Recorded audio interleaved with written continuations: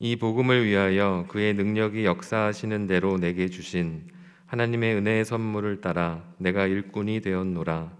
모든 성도 중에 지극히 작은 자보다 더 작은 나에게 이 은혜를 주신 것은 측량할 수 없는 그리스도의 풍성함을 이방인에게 전하게 하시고 영원부터 만물을 창조하신 하나님 속에 감추어졌던 비밀의 경륜이 어떠한 것을 드러내게 하려 하심이라. 이는 이제 교회로 말미암아 하늘에 있는 통치자들과 권세들에게 하나님의 각종 지혜를 알게 하려 하심이니 곧 영원부터 우리 주 그리스도 예수 안에서 예정하신 뜻대로 하신 것이라. 우리가 그 안에서 그를 믿음으로 말미암아 담대함과 확신을 가지고 하나님께 나아감을 얻느니라. 그러므로 너희에게 구하노니 너희를 위한 나의 여러 환난에 대하여 낙심하지 말라. 이는 너희의 영광이니라. 아멘. 옆에 분들과 인사 나누시겠습니다. 올라가면 다 긴장합니다. 인사 나누시겠습니다. 올라와 보시면 압니다. 나중에 회장님 되셔서 꼭 올라오셔서 다 올라가면 긴장하는구나 또 공감하시면 또 좋은 기회가 될 것 같습니다. 뭐든지 사람의 계획대로 되면 얼마나 좋겠습니까? 벌써 설교 제목이 바뀌었잖아요. 전하고 드러내는 남성교회. 제 설교도 제 마음대로 되지 않습니다. 지난주 제가 본문을 보면서는 이렇게 본문이 흘러가겠구나 라고 생각하지만 또 설교를 작성해 가는 과정 속에서 또 그 포커스가 바뀌기도 하고 또 제가 몰랐던 부분이 발견되기도 하고 그러면서 하나님의 또 인도하심이 때마다 시마다 우리의 발걸음을 인도해 주시는 줄로 믿습니다. 2019년이었던 것 같습니다. 많은 사람들에게 사랑받던 봉준호 감독의 기생충이라는 영화 아마 다 기억하고 계실 겁니다. 이 영화는 점차 이제 빈부격차가 점점 심해지고 있는 이 현대 사회, 이 사회의 그런 문제점들을 지적하면서 반지하에 살고 있는 가정과 2층집 저택에 살고 있는 가정을 대조시키면서 우리에게 재미와 또 의미를 함께 줬던 그런 좋은 그런 영화였습니다. 작품성과 흥행성을 같이 갖고 있다 보니까 또 많은 상을 수상하기도 했습니다. 이 영화 속에서 많은 명장면, 명대사들이 있었는데요. 저는 그 이제 대사들 가운데 아버지 송강호가 아들에게 과외 면접을 받으러 가는 아들에게 던진 그 한마디가 참 오랫동안 저의 마음에 남아 있던 것 같습니다. 이런 대사였습니다. 너는 계획이 다 있구나라고 하는 그런 대사였습니다. 너는 계획이 다 있구나. 물론 대사 자체로만으로는 좋습니다. 너는 계획이 다 있구나.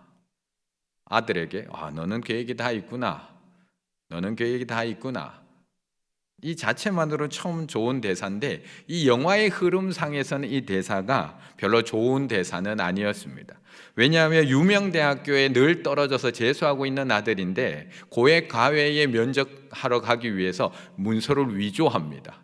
그 문서 위조한 거를 들고 면접 보러 가는 아들에게 아버지가 해주는 말입니다. 아들이 아빠 이거는 위조 아니에요. 저 내년에 이 학교 들어갈 거거든요. 그래서 위조 아니에요 라고 하자 아버지가 아들에게 아들아 너는 계획이 다 있구나 라고 해주는 그런 장면입니다.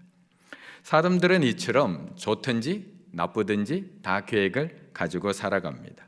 먼 미래에 대한 계획으로부터 시작을 해서 짧은 단기간의 계획이 이르기까지 물론 장기의 계획이 없는 분들은 참 많이 있지만 하지만 매일매일 작은 계획들은 가지며 살아가고 있습니다. 앞으로 진학을 어떻게 하지? 취업을 어떻게 하지? 다 계획입니다. 앞으로 창업 어떻게 하지? 결혼 어떻게 하지? 출산 어떻게 하지? 또 누구를 만나지? 어디로 여행 가지? 다 계획입니다.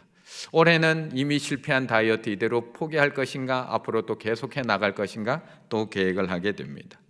모든 것들이 저의 계획대로 다 되지는 않지만 우리는 늘 계획 속에서 살아가고 있습니다. 그렇다면 천지를 지으신 하나님, 우리를 창조하신 하나님께서 아무 계획도 없이 우리를 이끌고 가고 계실까요?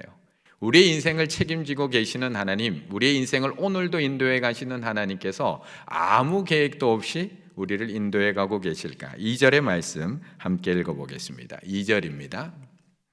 너희를 위하여 내게 주신 하나님의 그 은혜의 경륜을 하나님께는 다 계획이 있습니다. 천지를 창조하실 때도 아무 계획이 없이 천지를 창조하신 것이 아니라 질서와 순서에 따라서 이 땅을 창조해 가십니다. 자신의 형상대로 우리를 지으실 때 우리를 가장 사랑하셨지만 인간을 내 형상대로 지었으니까 얼마나 사랑했을까요? 얼마나 좋아하셨을까요? 그런데 그렇게 사랑한 우리들이지만 가장 먼저 짓지 않습니다. 가장 나중에 창조합니다. 6일째. 왜요? 우리가 살아갈 수 있는 하늘과 땅, 해와 달, 바다와 육지, 각종 짐승과 나무들까지 다 만들어 놓고 지어야죠. 우리 먼저 덜렁 지어 놓으면 우리가 어떻게 살아갈 수 있을까요? 이처럼 하나님께서는 모든 것들을 질서와 섭리와 계획 속에서 창조해 가십니다. 그 하나님의 크고 놀라운 계획을 국어 단어로 살펴보면 이 경륜이라는 단어가 무슨 뜻이냐 하면 큰 포부를 가지고 어떤 일을 조직적으로 계획한다. 세상을 다스림, 이에 필요한 능력을 바로 경륜이라고 합니다. 결국 계획과 경영을 경륜이라고 이야기하고 있습니다. 이처럼 하나님의 경륜은 이 세상을 6일 동안 창조하시고 보시기에 심히 좋았더라 라고 이야기하실 정도로 완전하신 계획과 완전하신 경영, 계획하심 속에서 창조하셨다는 겁니다. 그리고 그렇게 완전하게 창조하신 이 에덴 동산을 인간에게 맡겨주십니다. 창조하신 인간을 끌고 가셔서 그것을 경작하게 하시고 그것을 지키게 하십니다. 창세기 2장 15절 말씀 함께 읽습니다. 여호와 하나님이 그 사람을 이끌어 에덴 동산에 두어 그것을 경작하며 지키게 하시고 아멘. 이렇게 인간을 그곳에 끌고 가셔서 지키게 하십니다. 그리고 경작하게 하십니다. 그 결과 어떻게 되죠? 그 결과 이 모양 이 꼴이 되었습니다. 그 결과 그 죄의 결과로 인해서 사람의 죄로 결과로 인해서 모든 것이 엉망이 되어버립니다. 하나님과의 관계가 깨어져 버리고요. 사람과의 관계가 깨어지고요. 자연과의 사람과의 관계도 모두 깨어져 버리고 어그러져 버립니다. 그러면 이제 하나님의 계획은 끝난 것일까? 하나님의 경륜은 끝난 것일까? 아니요. 또다시 그 어그러짐을 다시 회복시키는 하나님의 계획과 하나님의 구원의 경륜이 다시 시작되고 있다는 겁니다. 인간이 망가뜨려 놓은 창조 질서, 인간이 망가뜨려 놓은 모든 관계들, 하나님 안에서 통일되었던 것을 인간이 모든 것들을 어그러뜨리고 모든 것들을 무너뜨린 것을 다시 회복시키는 하나님의 경륜과 계획이 다시 시작되었다는 겁니다.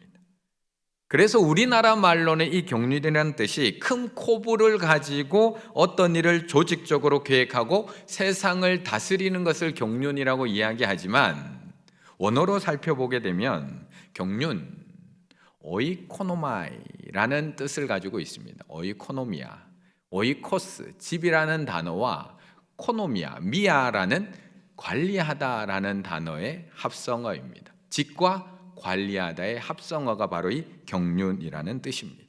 결국 이 얘기가 뭐냐면 하나님께서 잘 관리해서 만들어 놓은 집, 하나님께서 잘 질서 잡아서 창조해 놓은 집, 하나님께서 규모 있게 잘 만들어 놓은 그 하나님의 집으로 다시 만들어가는 것, 그것이 하나님의 경륜, 하나님의 경영하심, 하나님의 회복하심, 이것들을 하나님께서 또 계획해 나가고 이루어가고 계신다는 겁니다. 그렇다면 지금 사도 바울을 부르신 것이 우연일까요? 하나님의 계획일까요? 다마스커스로 열심히 예수 믿는 자를 잡으러 달려가던 바울의 눈을 멀게 하시고 3일 동안 보지도 먹지도 못하게 하시고 하나님의 사도로 택하신 이 놀라운 사건, 사도 바울을 부르신 것이 우연일까요? 하나님의 경륜, 계획하심일까요? 2절의 말씀 다시 한번 읽어볼까요? 2절입니다. 너희를 위하여 내게 주신 하나님의 그 은혜의 경륜을 너희가 들었을 터이라. 아멘. 너희를 위하여 내게 주신 하나님의 그 은혜의 경륜, 나를 불러주신 게 우연이 아니라 뭐라고요? 하나님의 계획하심, 하나님의 경륜, 하나님의 경영하심 속에서 나는 부름을 받았다라고 이야기하고 있는 겁니다. 내가 어떻게 하나님의 종이 되었는지, 내가 어떻게 사도로 부름을 받았는지 그 은혜의 경륜을 너희는 이미 다 들었어. 나는 우연히 부름받은 거 아니야. 나는 하나님의 경영하심에 따라서 부르심을 받은 사람이야 라고 이야기하고 있는 겁니다. 그렇다면 우리를 택하시고 우리를 이 자리에 부르신 우리 남성교회, 우리 임원들, 우리 회원들 순번일까요? 계획하심일까요? 그냥 다음 순번이 날아서 지금 거기에 앉아 계신 걸까요? 하나님의 경륜일까요? 코로나로 모이기 이렇게 힘든데 굳이 내 순서가 돌아와서 이렇게 힘든 일을 맡아야 되는 것이 정말 우연일까요? 하나님의 계획하심일까요? 어떠한 이유에서든지 올 한 해 각 남성교회 임원을 맡고 남성교회를 섬기는 이 자리에 와 계신 것은 우연이 아니라 하나님의 섭리하심인 줄 믿습니다. 하나님의 자녀인 예수 믿는 우리에게 우연이라는 것은 없습니다. 나의 무지함으로 엉뚱한 곳을 헤맸지만 여러 차례의 우연히 조합을 이루어서 마침이라는 하나님의 은혜로 열매 맺게 됩니다. 우리가 우연이라 하는 것들이 결국 마침내라고 하는 열매로 맺고 됩니다. 나오미의 룻이 지금쯤 출발을 해야 이삭을 주울 수 있는 추수기에 베들레헴에 도착할 수 있어 라고 그냥 계산하고 모압을 떠난 것이 아닙니다. 그냥 출발합니다. 그들은 우연히 출발합니다.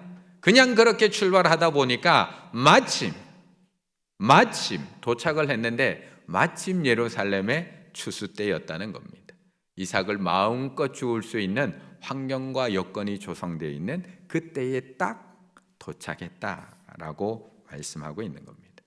그러면서 이 책을 쓴 이 이찬수 목사님도 자신의 인생을 돌아보니까 그 수많은 여러 번의 우연과 여러 번의 마침내가 여러 번 반복이 되면서 자신도 여기까지 와 있더라라고 믿음을 고백하고 있습니다. 그냥 여기 와 있는 분 아무도 없습니다. 지금 이 자리에 우연히 와 있는 분 아무도 없습니다.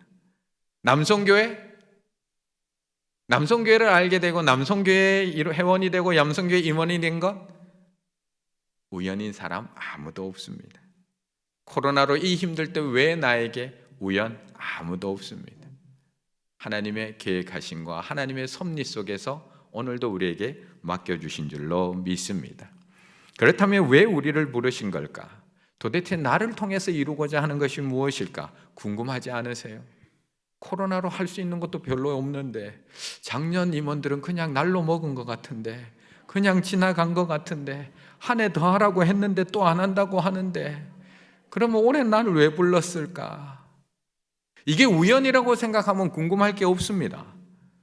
그냥 순번이라고 생각하면 궁금할 게 없습니다. 하지만 하나님의 계획하심이라면, 하나님의 경륜이라면 왜 올해 나를 여기 부르셨을까? 궁금해져야 합니다. 도대체 하나님의 다음 계획은 뭐길래, 다음의 경륜은 뭐길래 날 여기에 부르셨을까?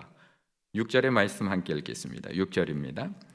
이는 이방인들이 복음으로 말미암아 그리스도 예수 안에서 함께 상속자가 되고 함께 지체가 되고 함께 약속에 참여하는 자가 됨이라. 아멘. 하나님의 계획에 의해서 부름받은 바울은 그 이후에 그 놀라운 비밀을 알게 됩니다. 그 비밀을 알게 됩니다. 하나님의 구원의 계획이 무엇인지, 죄로 인해서 깨어지고 망가진 이 세상을 도대체 어떻게 다시 회복시키려고 하는지 그 놀라운 하나님의 비밀의 구원의 비밀을 깨닫고 알게 됐다는 겁니다. 3절 4절에 보면 이렇게 이야기를 합니다. 곧 계시로 내게 비밀을 알게 하신 것은 내가 먼저 간단히 기록한 것 같으니 그것을 읽으면 내가 그리스도의 비밀을 깨달은 것을 너희도 알 수 있으리라. 내가 깨달았다는 겁니다. 도대체 나를 왜 부르셨는지, 도대체 날 왜 선택했는지 그 비밀을 깨달아 알게 됐다는 겁니다. 안 궁금하세요?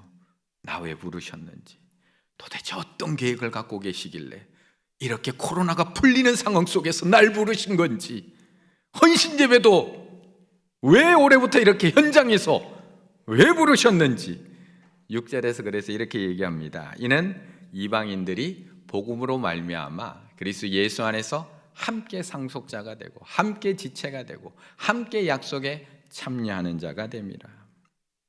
사실 죄로 인해서 죽은 우리들을 구원하시려고 하는 계획, 온 세상을 구원하시려고 하는 계획, 열방이 하나님께 돌아오게 하는 계획은 이미 구약에서부터 계속 예언이 되었습니다. 내가 이 세상을 구원할 거야, 열방이 나에게 돌아오게 할 거야, 모든 민족이 복을 받게 할 거야. 이미 구약에서부터 예언된 말씀입니다. 창세기 12장 3절, 땅의 모든 족속이 너로 말미암아, 이스라엘 족속만 아니라 모든 족속이 너로 말미암아 복받게 할 거야. 열방이 그에게 돌아올 거야. 이스라엘만 돌아오는 거 아니야. 이 세상 열방이 다 하나님 앞에 돌아오게 될 거야. 나라들은 내 빛으로, 왕들은 비치는 내 광명으로 다 나오게 될 거야. 이미 이 세상을 구원하고자 하시는 하나님의 마음, 하나님의 뜻은 이미 구약에서 계속해서 선포되었습니다. 하나님께서는 인간이 범죄한 이후에 바로 구원의 계획을 세우십니다. 그리고 구약에 끊임없이 그 열방을 돌아오게 할 것이라고 말씀합니다. 그렇다면 그거는 비밀이 아닙니다. 이미 구약에서부터 계속 알려준 거기 때문에. 복음의 비밀은 단순히 나도 구원하고 너도 구원하는 것이 아닙니다. 구약에서 말씀하는 것처럼 이스라엘을 먼저 선택하고 모든 민족이 너를 통해서 복을 받고 그 다음에 구원받게 하는 것, 내가 구원받고 나를 통해서 너 구원받게 하는 것, 구원의 확장성만을 말씀하고 있는 것이 아닙니다. 6절, 이는 이방인들이 복음으로 말미암아 그리스도 예수 안에서 함께 상속자가 되고 함께 지체가 되고 함께 약속에 참여하는 자가 됨이라. 함께 상속자, 함께 지체, 함께 약속에 참여하는 자. 복음으로 말미암아 깨어졌던 모든 관계들이 하나님 예수 그리스도 안에서 다시 회복되는 놀라운 일들을, 경륜들을 말씀하고 있습니다. 그런데 이 이야기를 에베소서 1장 9절 10절에서도 이미 한번 하셨습니다. 뭐라고 얘기하셨느냐? 그 뜻의 비밀을 우리에게 알리신 것이요, 비밀을 알렸답니다. 그의 기뻐하심을 따라 그리스도 안에서 때가 찬 경륜을 위하여, 하나님의 계획하심을 위하여 이미 예정하신 것, 하늘에 있는 것이나 땅에 있는 것이나 다 그리스도 안에서 뭐 되게 하려고? 통일되게 하려 하심이라. 다 하나 만들려고. 아까 전에 경륜이라는 뜻의 단어를 알려드렸잖아요. 오이코스, 집이라는 단어와 네모, 관리하다라는 단어. 하나님께서 처음 창조하셨을 때에 그 하나된 모습, 하나님께서 처음 이 땅을 창조하셨을 때에 그 질서 있는 집의 모습, 규모 있는 집의 모습, 관리가 잘 돼 있는 창조 세계의 모습, 하나님 안에서 하나 되어 있는, 갈라지지 않고 찢어져 있지 않고 서로 나누어지지 않고 하나 되어 있는 그 집의 모습으로 다시 만들어 가려고 하시는 하나님의 계획, 하나님의 경륜을 말씀하고 있습니다. 사도 바울은 이 복음을 위해서 부르심을 받은 사람입니다. 단순히 내가 받은 복음을 전해주기 위해서 부름받은 사람이 아니라 죄로 깨어진 관계, 죄로 깨어진, 찢어진 모든 관계, 무너진 모든 관계들이 주 안에서 다시 하나가 되고 함께 상속자가 되고 함께 지체가 되고 함께 약속에 참여하는 자가 되게 하기 위하여 부르심을 받은 사람이 바로 사도 바울. 그래서 이렇게 고백하는 겁니다. 7절부터 9절. 이 복음을 위해서 그의 능력이 역사하시는 대로 내게 주신 하나님의 은혜의 선물을 따라서 내가 일꾼이 되었습니다. 사도 바울의 고백입니다. 내가 이 일을 위해서 일꾼으로 부름받았다는 겁니다. 모든 성도 중에서 지극히 작은 자보다 더 작은 나에게 이 은혜를 주신 것은 측량할 수 없는 그리스도의 풍성함을 이방인에게 전하게 하시고, 그리스도의 풍성함이 얼마나 큰지 아나? 나 같은 자도 부르셔. 나 같은 자도 부르셔. 지극히 작은 나 같은 자, 예수 그리스도를 믿는 자를 죽였던 원수 같은 자, 나 같은 자도 부르셔. 그리스도의 풍성함을 전하게 하시려고. 두 번째, 영원부터 만물을 창조하신 하나님 속에 감추어졌던 비밀의 경륜, 구원의 계획이 어떠한 것인지를 드러나게 하려고 나를 부르신 거야. 바울을 부르신 이유는 단순히 복음을 전하는 것이 아니라 그리스도의 그 풍성한 은혜를 이방인들에게 드러나게, 전하게 하시려고. 영원부터 만물을 창조하신 하나님 속에 감추어졌던 그런 비밀의 경륜이 어떠한 것을 드러나게 하시려고 불렀다는 겁니다. 그리스도의 풍성함은 유대인과 이방인이 하나 되게 하고 종이나 자유인이 하나 되게 하고 남자나 여자나 하나 되게 하고 높은 자나 낮은 자나 하나 되게 하고 하늘에 있는 것이나 땅에 있는 거나 그리스도 안에서 통일되게 하려 하는 그 그리스도의 풍성함을 드러내려고 하는 그런 놀라운 일을 나에게 맡겨주셨다. 그 구원의 계획을 알리기 위해서 나에게 맡겨주셨다는 겁니다. 그런데 중요한 것은 사도 바울이 이제 감옥에서 그 사명을 누구에게 넘겨주고 있느냐? 교회에게 넘겨주고 있습니다. 우리에게 넘겨주고 있습니다. 그 하나 되게 하는 사역을 우리에게 넘겨줍니다. 10절의 말씀 함께 읽습니다. 10절입니다. 이는 이제 교회로 말미암아 하늘에 있는 통치자들과 권세들에게 하나님의 각종 지혜를 알게 하려 하심이니. 아멘. 지금까지 바울이 복음의 일꾼이 되어서 그리스도의 풍성함을 전했습니다. 야, 나 같은 자도 부르셔. 나 같은 자도 예수 그리스도 믿으면 그 은혜의 풍성함 때문에 나도 일꾼 삼아 주셔. 나같이 지극히 작은 자보다 더 작은 자도 들어쓰시는 하나님을 통해서 자신의 모습을 통해서 그리스도의 풍성함을 보여주며 증거하고 있습니다. 거기다가 하나님 속에 감추어진 비밀의 계획, 이방인과 유대인 사이에 막힌 담을 허무시고 주 안에서 하나 되게 하셔서 구원하게 하려고 하는 그 하나님의 놀라운 구원의 계획을 이방인의 사도된 바울을 통해서 증거하고 계십니다. 그런데 이제부터는 교회로 말미암아 그 역할을 감당하게 하고 있다는 겁니다. 교회를 통해서 그리스도의 풍성함과 주 안에서 하나 되게 하신 그 구원의 계획을 알게 하고 계시다는 겁니다. 교회는 단순히 복음을 전하는 곳이 아닙니다. 교회는 단순히 그리스도의 풍성함을 입으로 증거하는 곳이 아닙니다. 교회는 단순히 입으로 십자가로 막힌 담이 허물어져서 외치는 것이 아니고요. 그리스도의 풍성함을 드러내는 것, 구원의 계획이 무엇인지를 알게 하는 곳이 교회라는 것입니다. 교회를 통해서는 그리스도의 은혜가 얼마나 풍성한지가 드러나야 됩니다. 교회를 통해서는 하나님이 도대체 어떻게 구원하려고 했는지가 보여줘야 됩니다. 그래서 고린도 교회에 보내는 편지에 사도 바울이 이렇게 얘기합니다. 몸은 하나인데 많은 지체가 있고 몸의 지체가 많으나 한 몸인과 같이 그리스도도 그러하니라. 우리가 유대인이나 헬라인이나 종이나 자유인이나 다 한 성령으로 세례를 받아 한 몸이 되었고 또 다 한 성령으로 마시게 하셨느니라. 이처럼 교회는 그리스도의 풍성함을 나타내는 증거입니다. 교회는 구원의 계획입니다. 교회는 아무도 상상하지 못했던, 예상하지 못했던 하나님의 구원의 계획입니다. 어느 정도 몰랐느냐? 하늘에 있는 통치자들과 권세들도 이 방법을 알지 못했습니다. 그런데 하나님이 영원부터 예정하시고 준비해 놓으신 비밀의 경륜, 그 계획이 바로 교회라는 겁니다. 곧 영원부터 우리 주 예수 그리스도 안에서 예정하신 뜻대로 하신 것이라. 교회는 그냥 세워진 게 아니라 영원 전부터 계획해 놓으신 하나님의 구원의 비밀, 하나님의 계획. 하나님께 열방이 돌아오게 하시고 하나님의 창조 세계를 다시 회복하게 하시겠다고 말씀하셨는데, 어떻게 하나님께서 열방을 돌아오게 하시고 어떻게 모든 민족이 하나님께 나오게 하실지, 어떻게 유대인과 이방인을 하나로 만드시고 어떻게 종이나 자유인을 하나로 만드시고 어떻게 부자나 가난한 자가 하나로 만드실지는 아무도 몰랐습니다.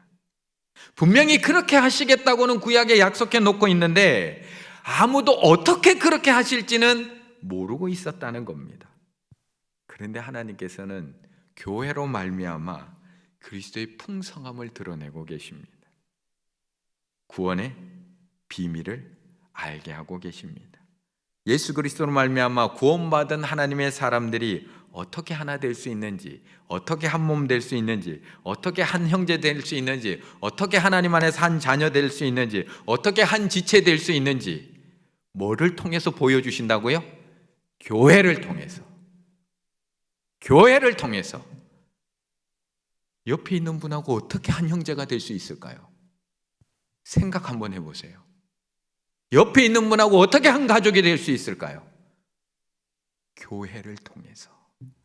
교회를 통해서만 가능하다는 겁니다. 교회는 입으로 십자가를 외치는 곳이 아니라 그리스도의 풍성함을 드러내는 곳. 교회는 복음을 입으로 전하는 곳이 아니라 감추었던 구원의 계획을 주 안에서 어떻게 만물이 하나 될 수 있는지를 이 교회를 통해서 보여주는 것이 바로 교회라는 것입니다. 이 세상에서 유대인과 이방인이 하나 될 수 있는 곳 어디 있을까요? 종이나 제인이 하나 될 수 있는 곳 어디 있을까요? 남자와 여자가 하나 될 수 있는 곳, 높은 자나 낮은 자나 하나 될 수 있는 곳, 하늘에 있는 것이나 땅에 있는 것이나 그리스도 안에서 통일될 수 있는 곳, 이 세상에 어디 있나요? 죄로 인해서 깨어진 관계들이 회복될 수 있는 곳, 멀어진 하나님과 나 사이가 다시 가까워질 수 있는 곳, 멀어진 너와 내가 다시 가까워질 수 있는 곳, 하나 될 수 있는 곳 어디 있나요? 그래서 우리는 이 교회를 통해서 하나 될 수 있고 통일될 수 있고 가까워질 수 있고, 그렇기 때문에 담대함과 확신을 가지고 나아갈 수 있다라고 고백하고 있는 겁니다. 물론 여전히 불완전합니다. 알고 있습니다. 여전히 하나 되지 못하고요, 여전히 그리스도의 풍성함 드러내지 못하고 있고요, 여전히 하나님의 다스리심을 드러내지 못하는 우리들의 모습 많이 있습니다. 하지만 교회 말고 그것을 할 수 있는 곳 어디 있나요? 교회 말고 그것 할 수 있는 곳 어디 있나요? 교회 말고 종과 자유인을 하나로 만들 수 있는 곳 어디 있나요? 교회 말고 멀어진 너와 내가 가까워질 수 있는 곳 어디 있나요? 교회 말고 죄로 인해서 갈라진 하나님과 나 사이가 가까워질 수 있는 곳 어디 있나요? 여전히 불완전하지만 교회만이 그것을 할 수 있음을, 그것이 구원의 계획임을 말씀하고 있는 겁니다. 이제 우리로 말미암아 그리스도의 풍성함이 드러나야 합니다. 교회된 우리로 말미암아 주 안에서 통일되게 하신 하나됨이 보여지고 알려져야 합니다. 하나님께서 처음 만들어 주신 그 에덴의 동산처럼 누구라도 교회 안에 들어오면, 누구라도 그 동산 안에 들어오면 그리스도의 십자가 사랑으로 덮여져서 살아계신 그리스도의 풍성함이 그 안에서 드러나야 합니다. 누구라도 교회 안에 들어오면 그 어떤 죄인이라도 교회 안에 들어오면 예수 그리스도로 말미암아 덮임바 되고 주 안에서 하나 되는 놀라운 은혜를 경험할 수 있어야 된다는 것입니다. 여기만이 시작할 수 있는 것이고, 교회만이 그 놀라운 하나님의 집, 하나님의 창조, 하나님의 나라, 천국을 시작할 수 있는 곳이라는 것입니다. 우리 남성교회가 모여서 교회 일 많이 감당하는 것 중요합니다. 하나님께서 주신 은사를 따라서 각자의 부서에서 열심히 교회 섬기고 많은 일 감당하셔야 됩니다. 하지만 그것보다 우리가 먼저 해야 될 것은 우리 안에서 그리스도의 풍성함이 드러나야 합니다.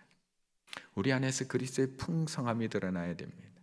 지극히 작은 자 저 한 사람도 하나님의 부르심을 받아서, 지극히 작은 자와 같은 나도 그리스도의 풍성한 은혜로 하나님의 자녀가 된 것처럼, 하나님의 일꾼이 된 것처럼 우리 안에 들어온 누구라도 그리스도의 풍성함을 보여줄 수 있어야 됩니다. 더불어서 이렇게 다른 우리들, 이렇게 생각도 다르고, 이렇게 성격도 다르고, 이렇게 마음도 다르고, 뭐 잔디 하나 깔려고 해도 생각이 다 다르고, 나무 하나 옮기려고 해도 생각이 다 다르고, 뭐 하나 바꾸려고 해도 생각이 다 다르고, 마음이 다 다르고, 계획이 다 다르고, 이런 하나님의 사람들이 모여서 어떻게 하나 될 수 있는지, 어떻게 주 안에서 하나됨을 이루어갈 수 있는지, 그 놀라운 비밀을 보여주는 것이 교회가 되어야 한다는 것입니다.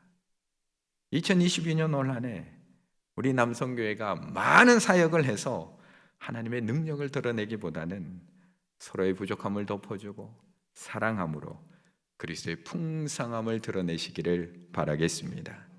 코로나 동안 못했던 사업들 올 한 해 다 해야지 열심히 앞서기보다는 서로 용서하고 사랑하고, 내 생각 내려놓고, 내 계획 내려놓고, 내 뜻 내려놓고 그리스도의 몸된 교회를 통해서 도저히 하나 될 수 없을 것만 같은 저 사람들이 어떻게 저렇게 하나 되어서 한 교회를 섬길 수가 있지? 어떻게 하나 되어서 저렇게 하나님의 뜻을 이룬다고 저렇게 모여서 끝까지 버텨내면서 교회를 세워갈 수 있지? 그 구원의 놀라운 하나됨을 보여줄 수 있는 우리 남성교회와 우리 충일교회가 되시기를 간절히 바라겠습니다.